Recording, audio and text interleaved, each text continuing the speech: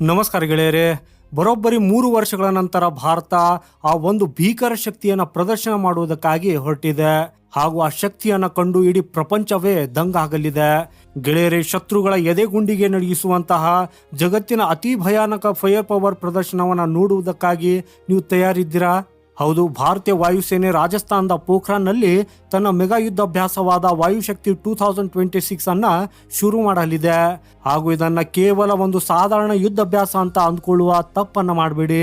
ಯಾಕಂದ್ರೆ ಆಪ್ ಸಿಂಧೂರ್ನ ಐತಿಹಾಸಿಕ ಯಶಸ್ಸಿನ ನಂತರ ವಾಯುಸೇನೆ ಮೊದಲ ಬಾರಿಗೆ ತನ್ನ ಅಸಲಿ ಮಾರಕ ಸಾಮರ್ಥ್ಯವನ್ನ ಜಗತ್ತಿಗೆ ತೋರಿಸಲಿದೆ. ಹಾಗೂ ಈ ಸಮರಾಭ್ಯಾಸದಲ್ಲಿ ಆಕಾಶದಿಂದ ಬರೋಬ್ಬರಿ 12,000 kgಗೂ ಹೆಚ್ಚು ಗುಂಡು ಮದ್ದುಗಳ ಮಳೆ ಆಗಲಿದೆ. ಹಾಗೇನೆ ಮತ್ತೊಂದು ಪ್ರಮುಖ ಸುದ್ದಿ ಚೀನಾದ ಕಡೆಯಿಂದ ಬರ್ತಾ ಇದೆ. ಭಾರತ ಈಗ ಚೀನಾ ವಿಚಾರದಲ್ಲಿ ಒಂದು ಅದ್ಭುತವಾದ ಮಧ್ಯಮ ಮಾರ್ಗವನ್ನ ಕಂಡುಕೊಂಡಿದೆ. ಅದೇನೆಂದ್ರೆ, ನಾವು ಚೀನಾದಿಂದ ಎಷ್ಟು ಹೆಚ್ಚು ವಸ್ತುಗಳನ್ನ ಇಂಪೋರ್ಟ್ ಮಾಡಿಕೊಳ್ಳುತ್ತೇವೆಯೋ ಭಾರತಕ್ಕೆ ಅಷ್ಟೇ ಹೆಚ್ಚು ಲಾಭವಾಗಲಿದೆ, ಅಥವಾ ಭಾರತದ ಗಳಿಕೆ ಅಷ್ಟೇ ಹೆಚ್ಚಾಗಲಿದೆ ಅಂತ ಹೇಳ್ಬಹುದು. 2030 ವೇಳೆಗೆ ಭಾರತ ಸರ್ಕಾರ $1 ಟ್ರಿಲಿಯನ್ ಮೌಲ್ಯದ ವಸ್ತುಗಳು ಹಾಗೂ $1 ಟ್ರಿಲಿಯನ್ ಮೌಲ್ಯದ ಸರ್ವಿಸ್ಗಳನ್ನ ಎಕ್ಸ್ಪೋರ್ಟ್ ಮಾಡುವ ಗುರಿಯನ್ನ ಹೊಂದಿದೆ. ಹಾಗೂ ಈ ಟಾರ್ಗೆಟ್ ಅನ್ನ ನಾವು ಸುಲಭವಾಗಿಯೂ ತಲುಪಬಹುದು. ಹಾಗಾದ್ರೆ 2 ಪ್ರಮುಖ ಅಪ್ಡೇಟ್ಗಳ ಹಿಂದಿನ ಅಸಲಿ ಕಥೆ ಏನು? ಸೊ ಬನ್ನಿ ಗೆಳೆಯರೆ, ಇವತ್ತಿನ ಈ ವಿಡಿಯೋದಲ್ಲಿ ಡೀಟೇಲ್ ಆಗಿ ತಿಳಿದುಕೊಳ್ಳೋಣ. ಅದಕ್ಕಾಗಿ ಇಂಟ್ರೆಸ್ಟಿಂಗ್ ವಿಡಿಯೋವನ್ನ ಕೊನೆವರೆಗೂ ನೋಡಿ ಹಾಗೂ ಲೈಕ್ ಮಾಡುತ್ತಾ ಕಮೆಂಟ್ ಅಲ್ಲಿ ಜೈ ಹಿಂದ್ ಅಂತ ಬರೆಯುವುದನ್ನ ಮರೆಯದಿರಿ. ಹಾಗೆಯೇ ನಮ್ಮ ಈ ಪ್ರಯತ್ನ ನಿಮಗೆ ಇಷ್ಟವಾದರೆ ಚಾನೆಲ್ ಅನ್ನ ಸಬ್ಸ್ಕ್ರೈಬ್ ಮಾಡುವುದನ್ನ ಮರೆಯದಿರಿ. ಸೊ ಗೆಳೆಯರೆ, ಮೊದಲನೆಯ ಸುದ್ದಿ ವಾಯುಸೇನೆಗೆ ಸಂಬಂಧಿಸಿದ್ದು. ಪ್ರತಿ 3 ವರ್ಷಗಳಿಗೊಮ್ಮೆ ಭಾರತ ತನ್ನ ವಾಯುಶಕ್ತಿಯನ್ನ ಪ್ರದರ್ಶಿಸುತ್ತದೆ.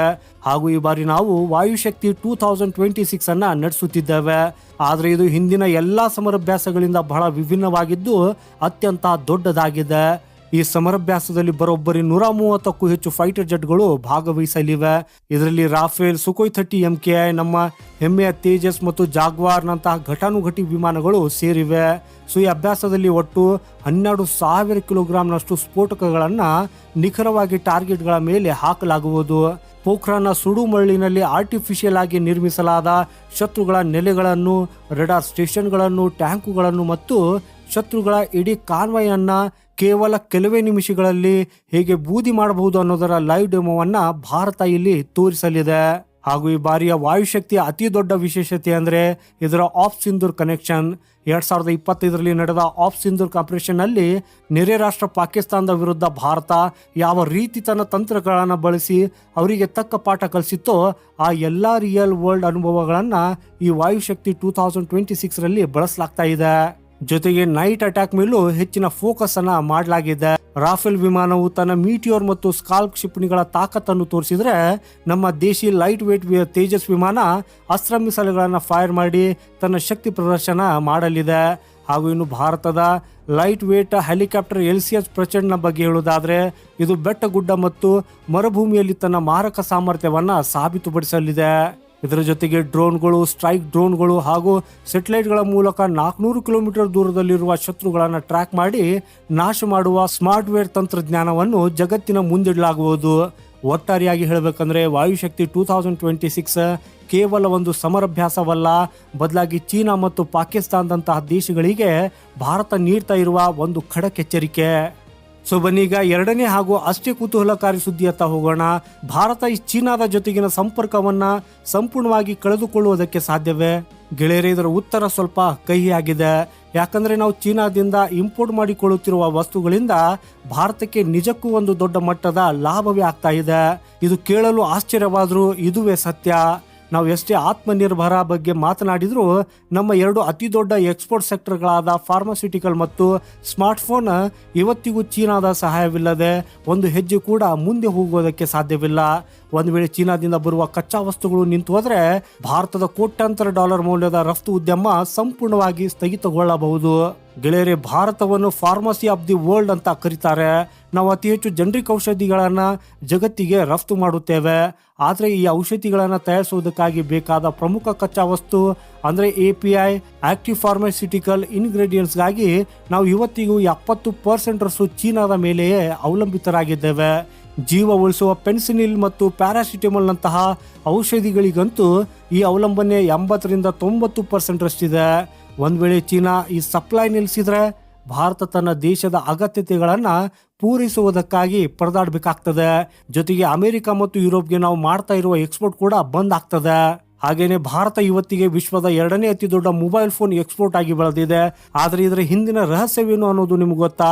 ಸ್ಮಾರ್ಟ್ ಫೋನ್ಗೆ ಬೇಕಾದ ಡಿಸ್ಪ್ಲೇ, ಬ್ಯಾಟರಿ, ಕ್ಯಾಮ್ರಾ ಮಾಡ್ಯೂಲ್, ಚಿಕ್ಕ ಚಿಕ್ಕ ಸರ್ಕ್ಯೂಟ್ಗಳು ಇವತ್ತಿಗೂ ಭಾರಿ ಪ್ರಮಾಣದಲ್ಲಿ ಚೀನಾದಿಂದಲೇ ಬರ್ತಾವೆ. ಭಾರತದಲ್ಲಿ ಸದ್ಯ ಕೇವಲ 15-20% ಮಾತ್ರ ವ್ಯಾಲ್ಯೂ ಅಡಿಷನ್ ಆಗ್ತಾ ಇದೆ. ಮಿಕ್ಕಿದ್ದೆಲ್ಲವೂ ಚೀನಾದಿಂದ ತರಿಸುವ ಕಾಂಪೊನೆಂಟ್ಸ್ಗಳೇ.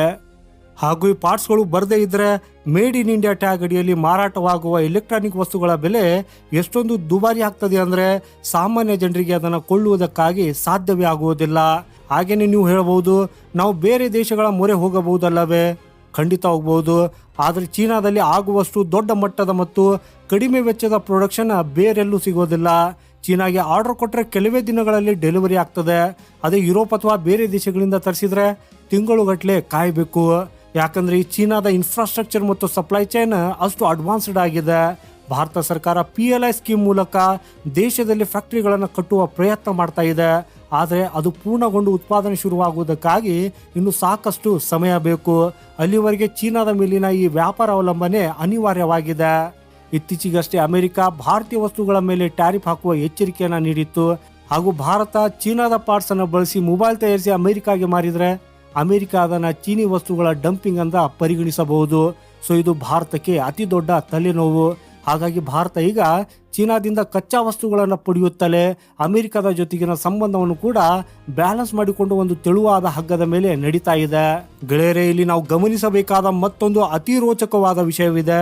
ಒಂದೆಡೆ ಡಿಫೆನ್ಸ್ ಸೆಕ್ಟರ್ ಸಂಪೂರ್ಣವಾಗಿ ಆತ್ಮನಿರ್ಭರ ಆಗ್ತಾ ಇದೆ. ನಮ್ಮದೇ ಆದ ತೇಜಸ್ ಯುದ್ಧ ವಿಮಾನ, ಪ್ರಚಂಡ ಹೆಲಿಕಾಪ್ಟರ್ ಹಾಗೂ ಅಸ್ತ್ರ ಮಿಸೈಲ್ಗಳು ಭಾರತದ ಸೇನಾ ಶಕ್ತಿಯನ್ನ ಹೆಚ್ಚಿಸುತ್ತಿವೆ. ಆದರೆ ಮತ್ತೊಂದೆಡೆ ಆರ್ಥಿಕತೆಯ ವಿಚಾರಕ್ಕೆ ಬಂದ್ರೆ ನಾವಿನ್ನು ಸ್ವಲ್ಪ ಕಾಲ ಚೀನಾದ ಮೇಲೆ ಅವಲಂಬಿತರಾಗಿರಲೇಬೇಕಾದ ಅನಿವಾರ್ಯತೆ ಇದೆ. ಯಾಕಂದ್ರೆ ರಾತ್ರೋರಾತ್ರಿ ಬೃಹತ್ ಫ್ಯಾಕ್ಟರಿಗಳನ್ನ ಕಟ್ಟುವುದು ಅಸಾಧ್ಯ. ಆದ್ರೆ ಇಲ್ಲಿ ನಿಮ್ಗೊಂದು ಗುಡ್ ನ್ಯೂಸ್, ಅದು ಏನಂದ್ರೆ ಭಾರತ ಸರ್ಕಾರ ಕೂಡ ಸುಮ್ಮನೆ ಕೂತಿಲ್ಲ. ಈಗಾಗಲೇ ಟಾಟಾದಂತಹ ದೊಡ್ಡ ಕಂಪನಿಗಳು ಭಾರತದಲ್ಲಿ ಸೆಮಿಕಂಡಕ್ಟರ್ ಚಿಪ್ಗಳನ್ನು ತಯಾರಿಸುವುದಕ್ಕಾಗಿ ಸಾವಿರಾರು ಕೋಟಿ ರೂಪಾಯಿ ಹೂಡಿಕೆ ಮಾಡ್ತಾ ಇವೆ. ಇತ್ತ ಫಾರ್ಮಾ ಸೆಕ್ಟರ್ನಲ್ಲೂ ನಾವೇ ಸ್ವಂತ ಕಚ್ಚಾ ವಸ್ತುಗಳನ್ನು ಉತ್ಪಾದಿಸುವುದಕ್ಕಾಗಿ ದೇಶಾದ್ಯಂತ ಮೆಗಾ ಫಾರ್ಮಾ ಪಾರ್ಕ್ಗಳು ನಿರ್ಮಾಣವಾಗ್ತಾ ಇವೆ. ಸೊ ಇದರ ಅರ್ಥ ಏನು ಗೊತ್ತಾ? ಇವತ್ತಿಗೆ ನಾವು ಚೀನಾದಿಂದ ಬಿಡಿ ಭಾಗಗಳನ್ನು ತರಿಸಿ ಎಕ್ಸ್ಪೋರ್ಟ್ ಮಾಡಿ ಲಾಭ ಮಾಡ್ತಾ ಇದ್ರು ಮುಂದಿನ 5-10 ವರ್ಷಗಳಲ್ಲಿ ಕಚ್ಚಾ ವಸ್ತು ಕೂಡ ನಮ್ಮದೇ ಆಗಿರ್ತದೆ, ಅಂತಿಮ ಪ್ರಾಡಕ್ಟ್ ಕೂಡ ನಮ್ಮದೇ ಆಗಿರ್ತದೆ. ಆಗ ಭಾರತದ ಆರ್ಥಿಕತೆಯ ಊಟವನ್ನು ತಡೆಯುವುದಕ್ಕಾಗಿ ಪ್ರಪಂಚದ ಯಾವುದೇ ಶಕ್ತಿಯಿಂದಲೂ ಸಾಧ್ಯವಿಲ್ಲ. ಗೆಳೆಯರೆ, ಒಟ್ಟಾರೆಯಾಗಿ ಹೇಳಬೇಕಂದ್ರೆ ನಾವು ಸ್ವಾವಲಂಬಿಗಳಾಗಬೇಕಾದ್ರೆ ಲೋಕಲ್ ಪ್ರೊಡಕ್ಷನ್, ಸರ್ಕಾರದ ಸಪೋರ್ಟ್ ಮತ್ತು ದೊಡ್ಡ ಮಟ್ಟದ ಹೊಸ ಇನ್ವೆಸ್ಟ್ಮೆಂಟ್ಗಳ ಅವಶ್ಯಕತೆ ತುಂಬಾನೇ ಇದೆ. ಸೊ ಗೆಳೆಯರೆ, ವಾಯುಶಕ್ತಿ 2026 ಈ ಬೃಹತ್ ಶಕ್ತಿ ಪ್ರದರ್ಶನ ಹಾಗೂ ಭಾರತ ಚೀನಾ ವ್ಯಾಪಾರದ ಈ ಕುತೂಹಲಕಾರಿ ವಿಚಾರಗಳ ಬಗ್ಗೆ ನಿಮ್ಮ ಅನಿಸಿಕೆಗಳೇನು? ಕಾಮೆಂಟ್ ಬಾಕ್ಸಲ್ಲಿ ಖಂಡಿತ ನಮಗೆ ಬರೆದು ತಿಳಿಸಿ. ಯಾಕಂದರೆ ನಿಮ್ಮ ಒಂದೊಂದು ಕಾಮೆಂಟ್ ಕೂಡ ನಮಗೆ ಬಹಳ ಮುಖ್ಯ. ಹಾಗೂ ಭಾರತದ ಕುರಿತಾದ ಇಂತಹ ಇನ್ನಷ್ಟು ರೋಚಕ ಮತ್ತು ಇನ್ಫಾರ್ಮೇಟಿವ್ ವಿಡಿಯೋಗಳಿಗಾಗಿ ಈಗಲೇ ವಿಡಿಯೋನ ಲೈಕ್ ಮಾಡಿ ಮತ್ತು ನಿಮ್ಮ ಗೆಳೆಯರೊಂದಿಗೆ ಶೇರ್ ಮಾಡಿ. ಇನ್ನೂ ಯಾರು ನಮ್ಮ ಚಾನೆಲನ್ನು ಸಬ್ಸ್ಕ್ರೈಬ್ ಮಾಡಿಲ್ಲ, ದಯವಿಟ್ಟು ಚಾನೆಲನ್ನು ಸಬ್ಸ್ಕ್ರೈಬ್ ಮಾಡಿ. ಸಿಗೋಣ ಮುಂದಿನ ಮತ್ತೊಂದು ಇಂಟ್ರೆಸ್ಟಿಂಗ್ ಮಾಹಿತಿಯೊಂದಿಗೆ. ವಂದೇ ಮಾತರಂ. ಭಾರತ್ ಮಾತಾ ಕಿ ಜೈ.